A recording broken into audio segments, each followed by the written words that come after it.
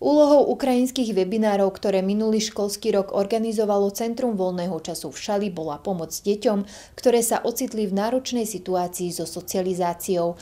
Projekt sa osvedčil a preto v ňom budú pokračovať aj tento rok.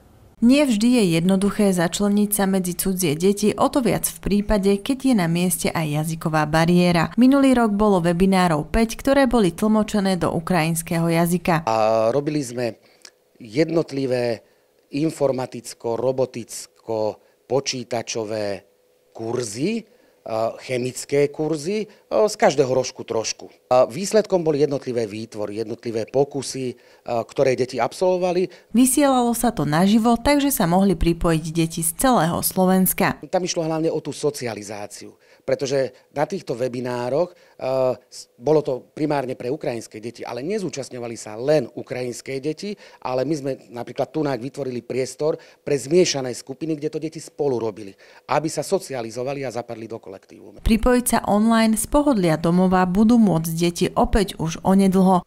Takže milé deťúrence, vy, ktoré už máte skúsenosť s nami, pretože chodíte do našich krúžkov, oslovte aj kamarátov, ktorí u nás ešte neboli, vašich rovesníkov, ktorí prišli tiež z Ukrajiny. Všetkých vás s radosťou a s otvorenou náručou privítame.